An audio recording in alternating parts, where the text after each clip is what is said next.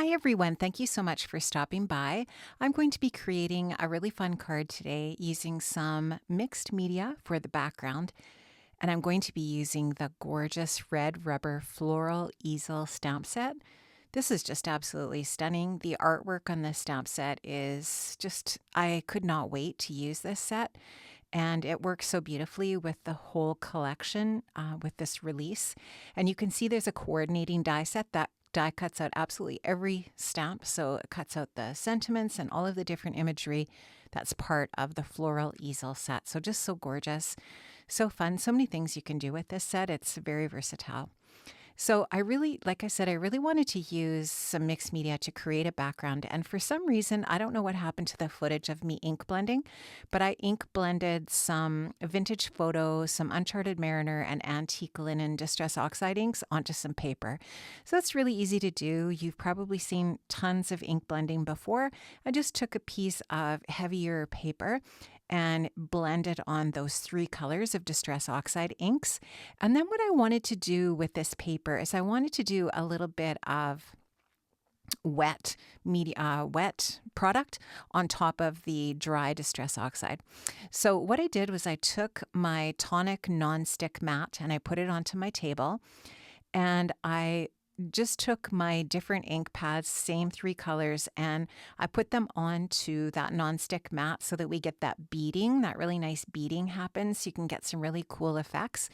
And I added some water to that, and then I just dipped my paper into the ink over on the right there, as you can see. And I'm just going to keep repeatedly doing that same thing. And I'll take my Reinker heat tool in between and I'll dry it. I'll also use my paper towel roll to help dry it as well. So I'll use the heat tool first, and then for any really excess pooling of water that's happening, I'll go ahead and take that paper towel roll and pick up any of the excess moisture. And in that way, you don't get a ton of warping on your paper, but you still get some nice effects with that water and the ink. And I like the lines that are being created, and the different textures and looks and patterns and droplets and all kinds of really fun different looks. Then I'm just going to go in with a fan brush, and I'm going to pick up the extra ink that's still left on my mat, and I'm just going to splatter that onto the background as well to create even more of a fun effect. Once that's dry, I took my Scallop A2 frames from Honeybee, one of my favorite die sets. I go back to this die set over and over again. If you don't have this one, it's a great one. And I'm just going to use that frame to kind of help me decide what portion of this background I want to die cut for my background for my card. So once I'm happy with what colors I'm capturing and the different patterns and so on, I go ahead and run that through my die cutting machine, and I'm left with this really beautiful card front for my card base. And I'm going to be using a white top folding A2 size card base. And you can just see how this size of scallop that I chose is going to leave some really nice white framing margin around the outside edges of this background. So that's what this is going to look like. And I'm going to go ahead and continue to work away. I'm going to put the stamps from the Floral Easel set into my MISTI. And I just have a piece of watercolor paper cut down so that I'm able to fit all of the different images from that set that I want to watercolor onto that watercolor paper. So I'm going to use the easel and then 3 of the smaller floral images and go ahead and stamp those out with a waterproof ink. And this is a pigment ink that is slow drying, and I'm going to add a little bit of clear embossing powder over top of that. And I'm just going to spread that over all of the stamping that I've done here. And once I've got that covered with my clear embossing powder, I'll go ahead and melt that. And that's going to create some ridges on my paper. And it's going to really make the watercoloring super, super easy because it kind of creates these little wells so that the water will stay within that area where you can see that embossing. And so really, really easy, really fun. And it also creates just a really, really vibrant black.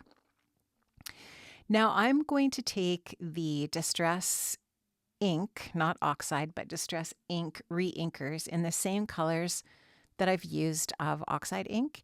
And I'm going to I actually put out way too much. You only need just even a tiny little drop, like the size of a pinhead for the tiny little bit of watercoloring that I'm going to be doing here. And I'm going to watercolor all of the florals. And so I go in with my wet, clean brush and I put just clean water, clear water down on the paper first. And then I go in and pick up the pigment and I drop the pigment in. And if I want it to be lighter, I take my brush and clean it and dry it, and I pick up some of the pigment to lighten it up. But if I want to darken it, I take my clean brush and I pick up the full strength paint or ink, and I drop it in to create darker areas. So really, really simple, easy way to color. So if you're that person that struggles with coloring images and maybe you don't like colored pencils, and maybe you don't like alcohol markers, or maybe you're not confident with those things and you want a really simple, easy method to watercolor, or maybe you're the person that loves to color all different ways. This is a really fun way to color images, and I honestly think it's the easiest.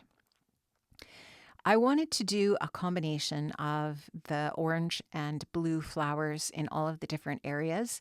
And so I'm just basically going back and forth, doing a blue, then an orange, so that a blue is going to be next to an orange, and so on and so forth. And then I work the antique linen in there as well. So we end up with Uncharted Mariner, Vintage Photo, and antique linen flowers. You could also use Rusty Hinge here as well. I think I used Vintage Photo, but you could easily use Rusty Hinge. And it's just a really great color combination. It's just that orangey color with the beautiful blue and the antique linen. Antique linen happens to be one of my very most favorite distress colors. It is so great as a neutral that just goes along with everything. And Uncharted Mariner, I do believe, is my favorite blue. I love it. It is just so gorgeous, and it looks really pretty when it's in its full intensity, but it also looks really nice when it's faded out. So you can see that I use it in its faded out version in lots of instances here. Now, when this is all dry, you can go back and you can darken up any of the areas if you want once your watercolor is dry. And in that way, you can layer your colors as well, which is really fun too. I wet down the easel with clear, clean water.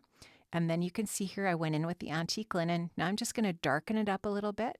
Now I'm going to go in with, and I think here at the last step, I'm going to go in with a clean brush and pick up some of the pigment just to vary the lights and darks. This is some, and I'm just looking on my desk here. This is Gathered Twigs, again, Distress Ink Reinker. And I wanted to do the base of the easel, the wooden parts, with this color. Now again, I'm going in, putting the water down first, then you can see me going in full strength, and then I'll clean my brush and I'll pull that full strength ink out to fade it out. And in that way, you can shade. So here you can see that darker area, then I clean my brush, then I go in and pull that darker pigment out so that it fades out and it looks like a variated color or tone of that color, and it just looks really good. So very easy to do. If you have not tried watercoloring yet, but you have Distress Ink Reinkers, this is a really great way to do it. You can actually use just the Distress Ink pads, or you could also do this with the oxides. Try whatever it is that you have on hand. Experiment with it.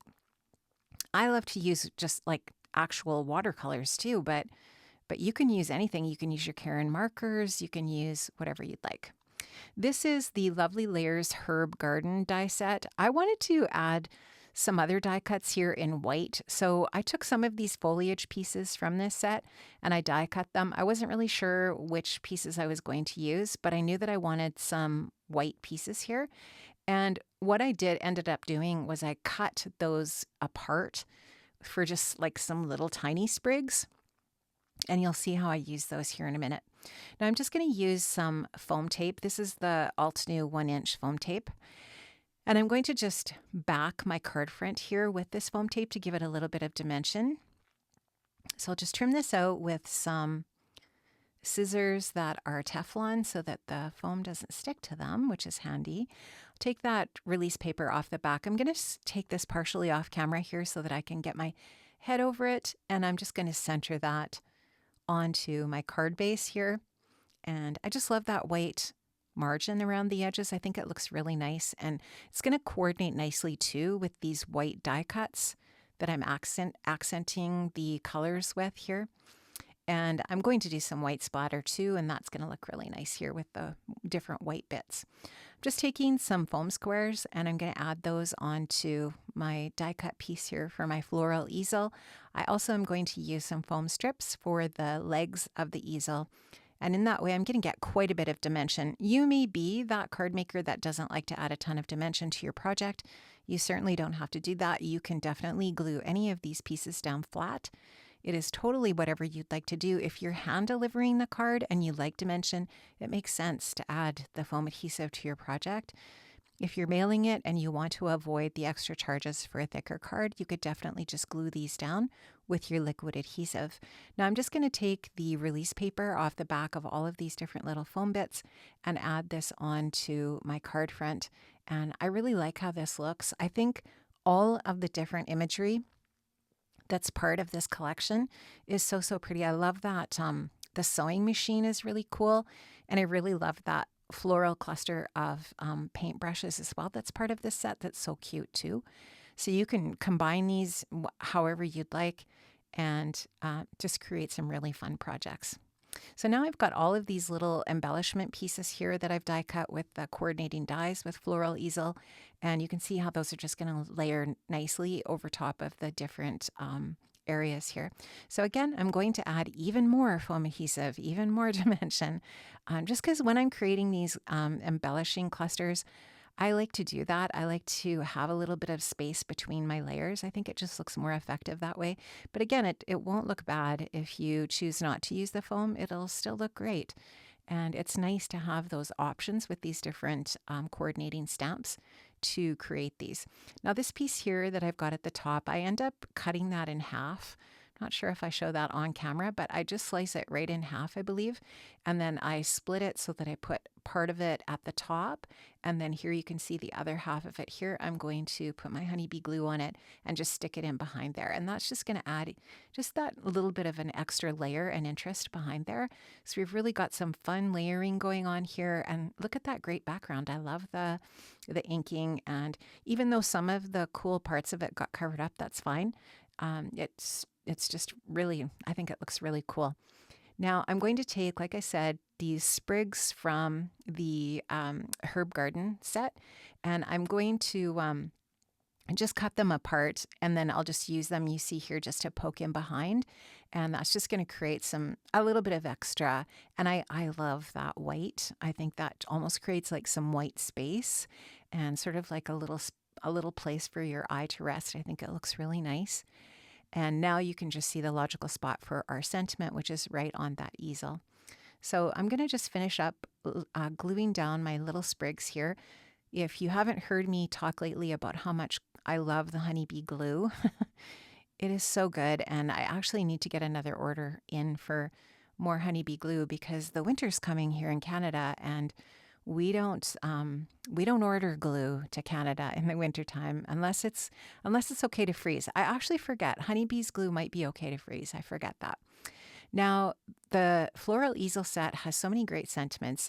I love that just a note for this one for an upcoming card that I know I want to send. And so I'm going to use the just a note one. I'm going to stamp that out with some black ink and go ahead then again and use the coordinating die. I'll die cut that and I will be good to go. Now, before I add my sentiment on there, I want to do a little bit of white splatter. And I've just got some white paint watered down here on my desk. I've put the card in my spot box so that I don't end up with paint everywhere. And I'll just go ahead and tap that brush here with my honeybee craft tool and tap on just some really nice fine splatter. I love how that looks. It's just going to finish it off so nicely. It's just a really fine, really subtle little bit of extra detail on the project. And I'll go ahead and set that aside to dry. And once that's all dry, I'll be ready to go ahead and add my sentiment. Now I am going to add some more of those little tiny foam strips onto the back of the coordinating, or onto the back of the sentiment, and I'll be ready to add the final touch to my project. I am going to be adding some honeybee enamel stickers. The ones that I'm going to be adding are crystal glimmer enamel stickers. I'm not sure if they're still available. I'll try to link to them. If they're not, you can use any gems or stickers that you have to coordinate with your project. I love these ones just because they are really subtle, but they're really sparkly, and I love them. I thought they were just the perfect final touch for my project. While I'm adding those, friends, I will just mention that I have linked up in the description box to all of the different products that I've used from Honeybee Stamps. I love this release, and it is just full of so many beautiful, beautiful stamps, coordinating dies, stencils, you name it, all the good things, and love it. Love, love, love. And don't forget that you can also be eligible for that freebie of pattern paper. So make sure that you look for that, look into that, check into that on the website, and have a wonderful day, friends, as you're watching me finish up adding these last little enamel dots. I am almost done, and I had so much fun creating this, and I'm looking forward to using all of the different little bits and pieces of this collection. So much fun. So many great cards and projects that you can create for your crafty friends and your loved ones. I think it's just a really neat theme for this collection, and it's a good one. Have an amazing day, friends. I hope to see you again very soon. Take care, stay safe, stay well. Bye-bye.